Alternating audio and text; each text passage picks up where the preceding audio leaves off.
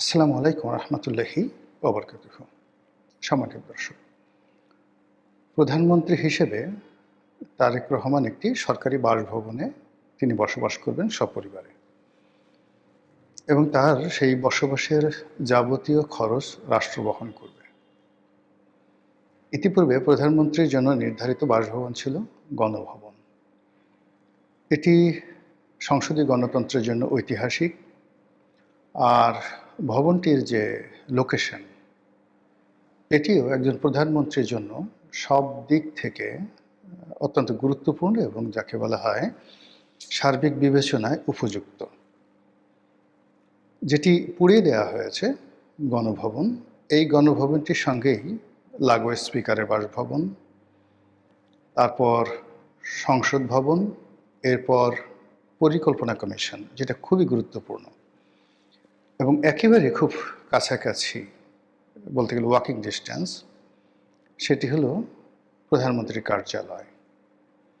অন্যদিকে সংসদ সদস্য যারা আছেন তারা দুটো অংশে ওখানে বসবাস করেন।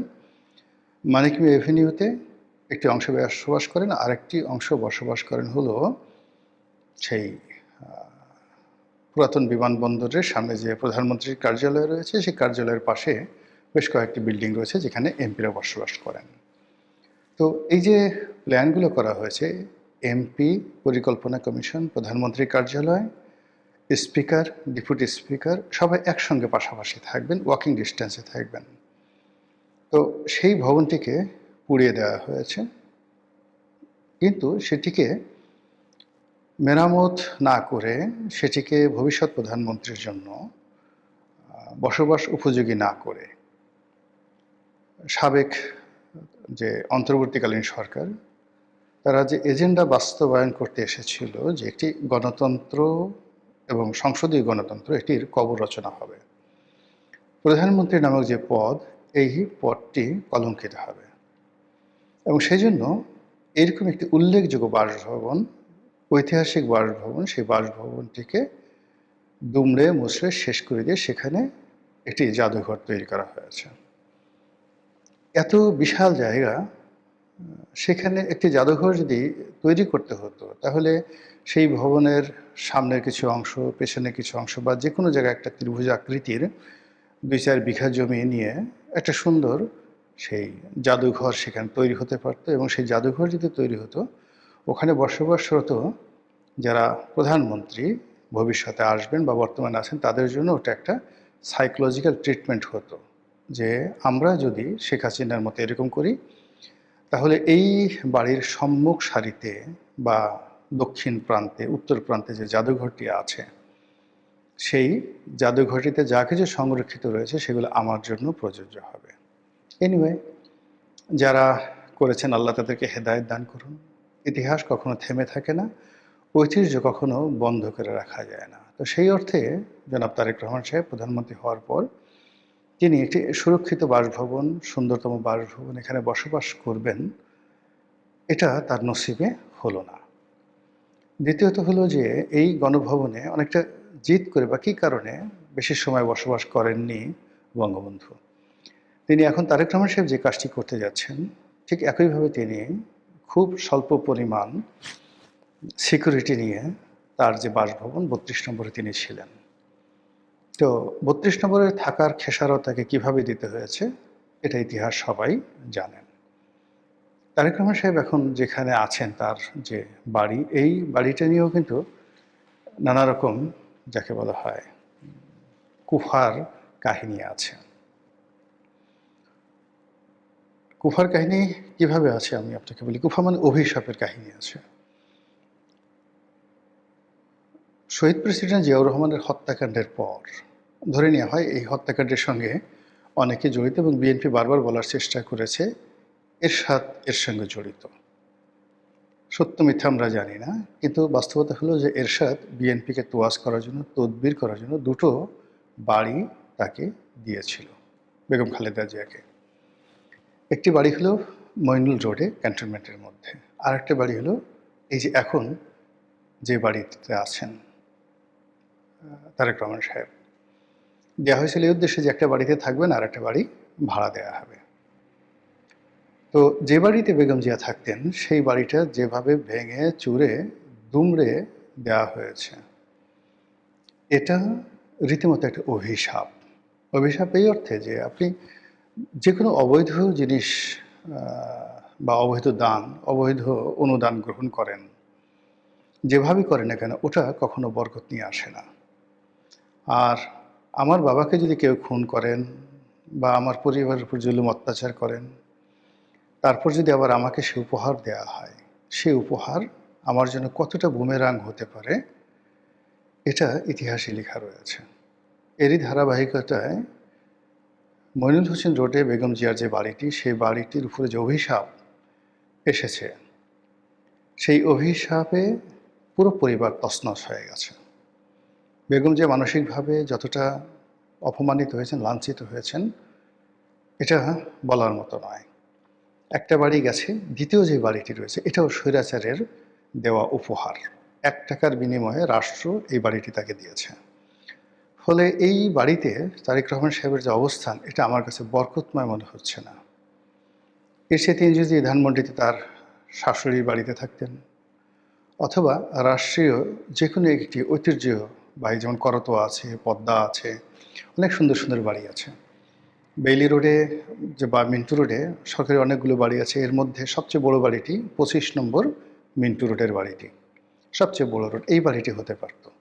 কিন্তু সেখানে না থেকে তিনি কেন এরকম স্বৈরাচারের দেওয়া একটি উপহার, যেটি সঙ্গত কারণেই অভিশপ্ত হবে, এখানে কোনো বরকত আসবে না, সেই বাড়িতে তিনি থাকার কেন সিদ্ধান্ত নিলেন, এটা আমি বুঝি না। আমি নিজে দেখা যাচ্ছে যে আধুনিক হওয়ার চেষ্টা করি, কিন্তু তারপরেও মনের অজান্তে জাদু বিদ্যা, বান টোনা, কালো জাদু ইত্যাদি অনেকগুলো বিষয়, শয়তান ভূত প্রেত, এগুলোর সত্যতা বিশ্বাস না করলেও অবিশ্বাস করার কোনো কারণ নেই, কোনো কারণ নেই। প্রতিটি ধর্মগ্রন্থে এই বিষয়ে স্পষ্ট তথ্য প্রমাণ সহকারে বলা হয়েছে।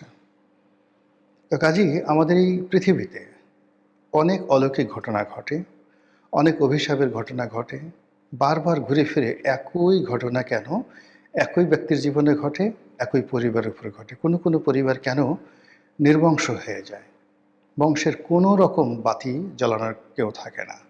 আবার কোনো কোনো বংশ কেন হাজার হাজার বছর ধরে এই পৃথিবীতে বসবাস করে, যেমন হজরত ইব্রাহিম আলাইহিসসালামের বংশধররা পৃথিবীতে আছে। মোহাম্মদ রসুল্লাহ সাল্লাহ ইসলামের আওলাদ আওতাদরা এখনও পৃথিবীতে আছে, কিন্তু আবু জেহেলের আওতাদ কারা, ফেরাউন রামসেসের আওতাদ কারা, আওলাদ কারা, আমরা তো তাদেরকে চিনি না। এইরকম অনেক কিছু এই পৃথিবীতে হয়, এই জিনিসগুলো তো আপনি অস্বীকার করতে পারবেন না। অনেকগুলো ভূমি রয়েছে খুবই বরকতময়। এই যে ধরেন ইসরায়েল যে জায়গাটি, কেন এই জায়গাটিতে বারবার এরকম হচ্ছে, হাজার হাজার বছর ধরে, 5000 বছর ধরে শুধু এইরকমই হচ্ছে, ঘুরে ফিরে, মানে মৌচাকের কাছে যেভাবে মৌমাছি যায়, সারা পৃথিবীর মানুষ আকর্ষণ, প্রেম, ভালোবাসা সব কিছু কেন এই ভূমিটিকে কেন্দ্র করে, জেরুজালেমকে কেন্দ্র করে হয়। আবার পৃথিবী সৃষ্টির পরে সব কিছু কেন ইরানকে কেন্দ্র করে হয়। আবার কিয়ামত হওয়ার পরে কিয়ামতের যে হাসর নসরের ময়দান, এটাও এই ইরানের এই ভূমিতে, দ্য পার্সিয়ান যে ল্যান্ড, এখানে হবে। কেন বলেন তো? বাংলাদেশে কেন হলো না? ইরানে কেন হবে? এই ইরান নিয়ে এত যুদ্ধ কেন? আলেকজান্ডার কেন সেখানে যাবে? আলেকজান্ডার কেন ঢাকা এলেন না, সোনারগাঁ এলেন না, আমার গলা চিপে কেন গেলেন না? এখন এই বিষয়গুলো আপনাকে বুঝতে হবে। বারবার কেন মানুষ আফগানিস্তানে আসে, বারবার কেন আফগানিস্তান আসে, কেন বারবার দিল্লিতে যায়, এই জিনিসগুলো বুঝতে হবে। তো সেই দিক থেকে আমাদের এই সমাজে কতগুলো তারিখ, কতগুলো মাস, কতগুলো সময় কারো কারোর জন্য, কোনো দলের জন্য, পরিবারের জন্য অনেকটা কুফা হয়ে গিয়েছে, অভিশাপের বিষয় হয়ে গেছে। সেই দিক থেকে বাংলাদেশের ইতিহাসে এই যমুনা নামক যে ভবনটি, ডক্টর মোহাম্মদ ইনু যেখানে বসবাস করে গেলেন, এই ভবনটি একটি ভৌতিক ভবন। এখানে ভূত আছে, এখানে জিন আছে, এখানে কালো জাদুর যে সকল উপকরণ সব এখানে উপস্থিত। এখানে যারাই গেছে বিভিন্ন সময়টাতে তাদের জীবন তছনছ হয়ে গেছে। এই বাড়িটি নির্মাণ করা হয়েছিল এরশাদ জামানাতে মওদুদ আহমেদের জন্য। বাংলাদেশের প্রথম ভাইস প্রেসিডেন্ট হবেন সাংবিধানিকভাবে, এবং ভাইস প্রেসিডেন্ট হিসাবে তিনি যে সরকারি বাসভবনে থাকবেন, এজন্য এই ভবনটি তৈরি করা হলো। অত্যন্ত দৃষ্টিনন্দন, ভিতরের আর্কিটেকচারাল ডিজাইন অসাধারণ। আমরা যারা গিয়েছি ওখানে আমরা দেখেছি মানে কোনো সরকারি অফিস সাধারণত এতটা ওয়েল ডেকোরেটেড হয় না। এমনকি গণভবনের চাইতেও, বঙ্গভবনের চাইতেও এই বাড়িটির ইন্টেরিয়র ডেকোরেশন অনেক ভালো, কিন্তু এখানে বরকত আসেনি। মনজুর আহমেদ একদিন বসবাস করতে পারেননি। এই বাড়িতে লতিফুর রহমান সাহেব থেকেছেন, তার জীবন তছনছ হয়ে গেছে। এই বাড়িতে তত্ত্বাবধায়ক সরকারের প্রধান যিনি ছিলেন জনাব ফখরুদ্দিন সাহেব, তার জীবন তছনছ হয়ে গেছে। এই বাড়িতে যখন প্রথম শেখ হাসিনা উঠলেন, ঠিক উঠার অল্প কিছুদিন পরই এখানে গণভবন যখন এখানে পরিষ্কার পরিচ্ছন্ন করা হচ্ছিল, তার জন্য প্রস্তুত করা হচ্ছিল, তিনি কয়েকদিন এখানে ছিলেন। ওই সময়টিতেই বিডিআর মিউটিনি ঘটে, বিডিআর দুর্ঘটনা ঘটে। তারপর বহুদিন এই বাড়িটি পরিত্যক্ত অবস্থায় ছিল এবং সেখানে ডক্টর মোহাম্মদ ইউনূস উঠলেন। এই বাড়িকে কেন্দ্র করে যারা যারা এখানে থেকেছেন, কাজ করার চেষ্টা করেছেন, সবার জীবন তছনছ হয়ে গেছে। আপনি সেই প্রেস সেক্রেটারি শফিকের কথা বলেন, ডক্টর মোহাম্মদ ইউনূস সাহেবের কথা বলেন, লামিয়া মোর্শেদের কথা বলেন, কিংবা ধরুন আলী রাজের কথা বলেন, এই বাড়িকে কেন্দ্র করে যারা যত বেশি অ্যাক্টিভ হওয়ার চেষ্টা করেছেন, সবার জীবনে অভিশাপ নেমে এসেছে। এখন সেই বাড়িতে জনাব তারেক রহমান সাহেব, আজকে যখন আমি ভিডিওটি করছি চাঁদ রাত্রিতে, তখনকার খবর হলো যে তিনি উঠবেন না এই বাড়িতে, সিদ্ধান্ত নিয়েছেন। এবং এটি যদি ফাইনাল থাকে ভালো কথা, এটা যদি ফাইনাল থাকে ভালো কথা। আর যদি তিনি ভবিষ্যতে ওঠার চেষ্টা করেন, এজন্য মূলত আমি এই কথাগুলো বলছি। এবং আমি যখন এই ভিডিওটা বানানোর জন্য হেডলাইন দিচ্ছিলাম,